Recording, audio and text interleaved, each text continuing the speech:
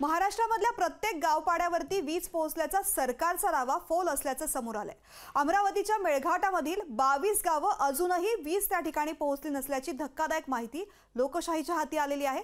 पाहुयात हा special report. आज महाराष्ट्र के गरीब से गरीब के घर की भी और उसमें भी गरीब का घर भी रोशन हो रहा है।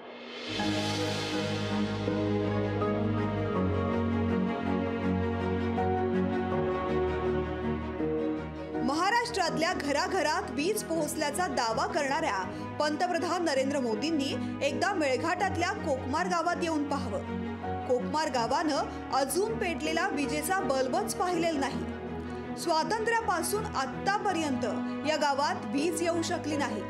सरकारला या गावात अजूनही वीज देता आली नाही। हमने बहुत बार कोशिश की है, हर बार हर म्हणजे धारनी जाओ, तहसील जाओ, पीओपी जाओ, हर एक जगह म्हणजे ऐसे कोई जगह नहीं छूटा। हमने अर्जी नहीं डाला, उसको कोई रिप्लाई नहीं आया आज तक। आपको बिजली चाहिए ना? बिजली चाहिए।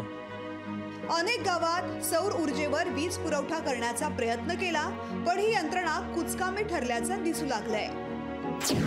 22 गावांमध्ये 3598 सौर पॅनल बसवण्यात आले। यापैकी 1081 सौर पॅनल बंद अवस्थेत आहेत। 1940 सौर पॅनल कमी अधिक प्रमाणात सुरू।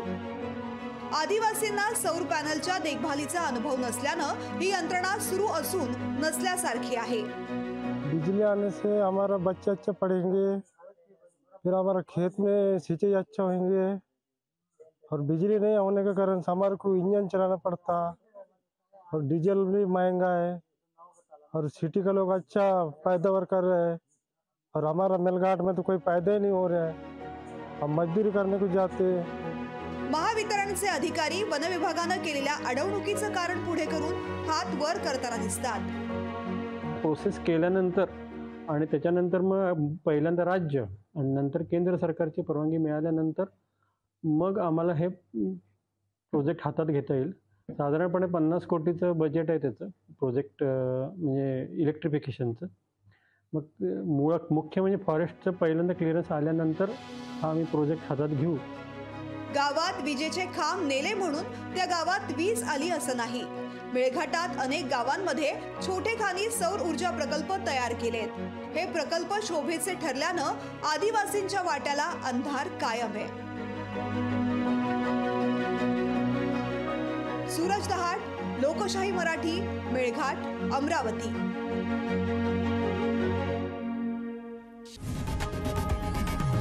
लोकशाही मराठी ऐका, पहा, जागरूक रहा।